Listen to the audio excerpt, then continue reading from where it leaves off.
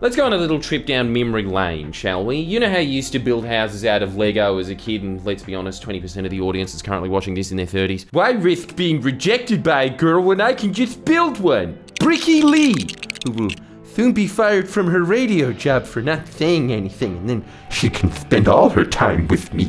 You'd never have enough of the same pieces to make it look nice, and so you'd have to start using the off-brand bricks that your mum bought from one of those stalls in the middle of your local shopping centre with some rip-off name like Kogo or Le Pen. You could relate, can't you? Apart from anyone from Cottesloe and Perth. You don't know what Le Pen is? Le Pen. I think that was the name of the butler I used to get to build whatever I wanted for me. Then it'd always fall apart if you bumped it because your knockoff bricks compromise the integrity of the design, and you know that because compromising the integrity of the design is classic 8-year-old parlance. Right up there with the other two top 3 8-year-old phrases of number 1, I don't bring lunch to school, I still breastfeed. And of course, I admire Mikhail Gorbachev's commitment to perestroika, but I didn't agree with the vision at the time, mostly due to the fact that I wasn't alive and therefore didn't have eyes. I just need to get that concept in your head because, as we all know, when you're buying a house, you get screwed on the price, real estate tactics, the bank screws you on the mortgage. That's just the Australian citizenship equivalent of being hazed to get into a fraternity at Harvard. But this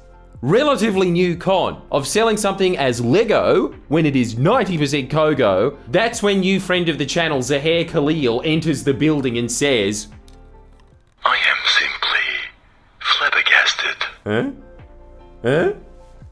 I love this merch idea. He's made the Shut up, kiss my butt, shut up, go to hell. Now, before I get the angry comments, yes, there's a lot of good tradies, builders and inspectors out there. They do good work. There was a time when I thought, oh, how come tradies get all the ladies? Just because they've got money, are useful, actually men. I'm a man child, that's a kind of man. A good tradie is the closest thing to a superhero, other than, of course, Philip Ruddock. But if there's one area that I'm more Aussie in than tradies themselves, it's hating tradies. I don't know why, it's just the older you get, the more it pisses you off. Yeah, that'll be $300 for a look-in, cuz. Oh, that makes me so angry! Fuck, now I have to hire him again! That's why the bane of all dodgy tradies, A Current Affair, is the only A Current Affairs program that I pay. I hate the smug millennial point of, they don't go after the real criminals? Oh, and Four Corners does, sure. I like the fact that they go after the small fish, okay? Small fish are only small fish because they're too stupid to get enough food to become big fish. I even like the reports where they seem to be getting to the bottom of whether it's good or not to live at the bottom of a Coles. Oh, gee, I wonder who their sponsor was that week. Was it Coles' brand new brothel chain, Holes? So for all the Dodge plumbers and carpenters shows like this have exposed over the years, I salute you. It's a tough gig. None of the pussy journalists in Gaza screaming and shitting themselves could deal with the same level of conflict David Eccleston did when he had to expose a literal Nazi. Don't touch me! But, having said that, ACA, for once in your esteemed existence, I think there was a rare lapse in your otherwise stellar reputation as why did you fucking go after Zahir? You're forcing me to adopt the smug millennial line of, why don't you go after the real criminals? You know what this man does? Because I don't really either, it's too technical for me, but one of his recent targets for inspection was a now infamous block of housing in West Melbourne. 12 townhouses that were completely unfit for residency, violating dozens of building codes, costing in estimates of at least $500,000 to rectify, and the cost to rectify that would fall directly on the shoulders of the new homeowners. And yet you know how much those townhouses went for? You'd have to win Who Wants to Be a Millionaire twice, which I don't even know if you can do that once anymore. Like, how the fuck does this new version work, Eddie? Chase him down the street for comment, ACA. Put him on the hot seat for once. See if he likes it. You won't, will ya? Because he's part of your little protection racket at Channel 9, isn't he? That's why 7 really dropped the ball by cancelling Today Tonight. Everyone had to be on their best behaviour back then. Friendly Geordies presents Those Were the Days, Millennial Edition. Well, they were the days! What's worse is that in scenarios like this, the builder's insurance only protects the homeowner for up to $300,000 that can be used for repairs. And that can only be paid out if the builder disappears or if the business goes belly up. If they stay in business, you can walk in. Excuse me, you sold me a lemon. You don't seem to be saying anything, you're just giving me the finger. All right, I'm calling my lawyer. Well, you don't seem to be able to do anything. Mickey's really got you over a barrel. Okay, that's it. Oh, dear God! You see, now he's got you over 2 barrels. This is what happens when you don't take my advice. Winner. He'd win. He would win. Even though we took a tour with Zahir to one of these houses, you can check out that video here. It was honestly like Ned Flanders walking into his new house. Oh, something is definitely wrong with this hallway. Come on in! It's your master bedroom! Ow, my nose! In fact, calling them townhouses is perhaps a bit rich. They're more like sheds. No, seriously, they are technically sheds. What was explained to us is that these buildings were classified by the developer in their paperwork as sheds. Isn't that incredible? Ceci n'est pas un townhouse. Why? Well, in a move that would shock precisely no one by classifying them as sheds, or if you're one of them fancy Frenchy chaps from the art piece before, a garage, they don't have to be built anywhere near to the standard of a house, and as such, that means these brand new $2 million sheds would be way more susceptible to earthquakes. They probably couldn't even resist the tremors made from Clive Palmer walking past, and that would mean you'd be even more out of pocket because... Hey! My town shed! No, that building falling down was a fat joke at my expense, wasn't it? What?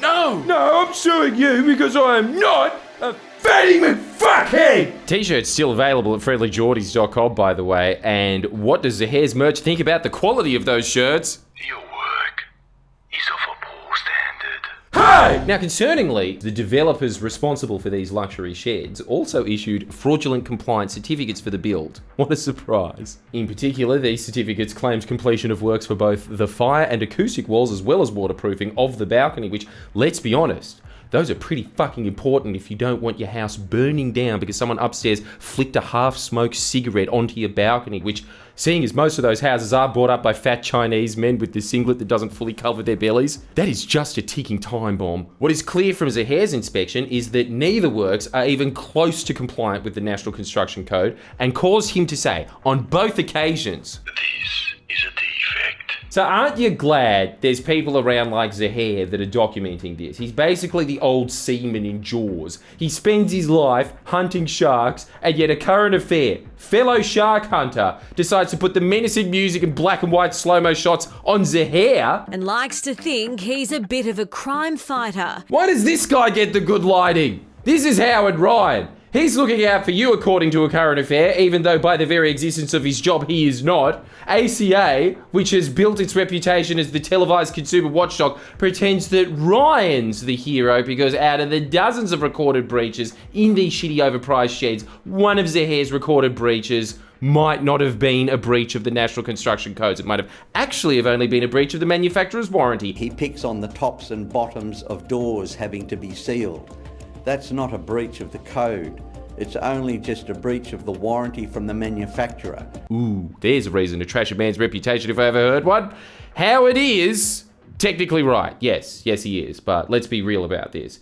That victory is the way that you got a victory back in high school when you'd play handball. It was out! It was fucking out! Seriously though, when you successfully argued that it was out, even when you knew it was in, that was the sweetest victory of all. In fact, I'll go further. He's not even right about the one point that ACA paints him as being right on. Zahir is still way more right. It's not just a breach of the warranty.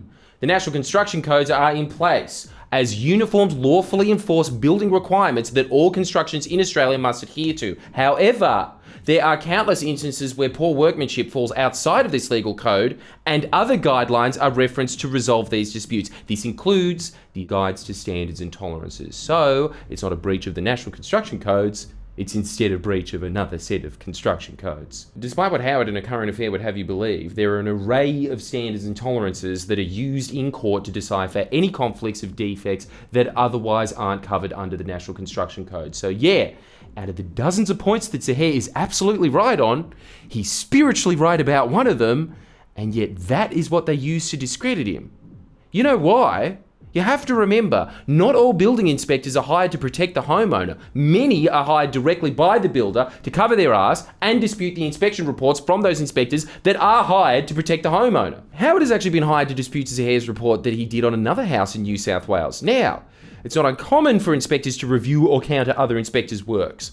But to publicly discredit an experienced and qualified building inspector who sticks up for the consumer, for ACA to not really explain that the guy shitting on him, his job is to stick up for the construction companies, you gotta wonder, does the current affair really care about the little guy at all? Fortunately, Viapack, the developer of these luxury sheds, has recently filed to deregister their company after this fiasco, which is terrible news for the luxury shed market, as now there will only be several thousand other shit companies building utter crap. However, will Melbourne catch up to Sydney now as We're on a hot streak. As such, it is a real shame that A Current Affair decided to paint Zahir as the bad guy, because let's be honest, it's the construction industry. It needs as many good guys as it can get. In an industry where the culture is to slap any old piece of shit up that'll look even remotely presentable enough during the 6-week real estate turn through, and then immediately after. So unlike you, A Current Affair, I'm going to give Zahir the last word. My official inspection of your reporting is...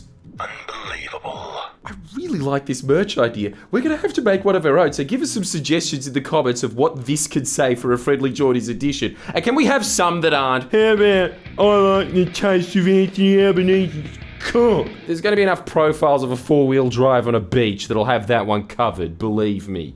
Give me some Friendly Geordies catchphrase classics, even though nothing is going to beat. Do your best and silicon the rest. Isn't that hilarious? I didn't know that that was what bodge tradies do. Drilling this support beam. No, faggot, my drill's downstairs. Silicone. I think it might have actually damaged the wall.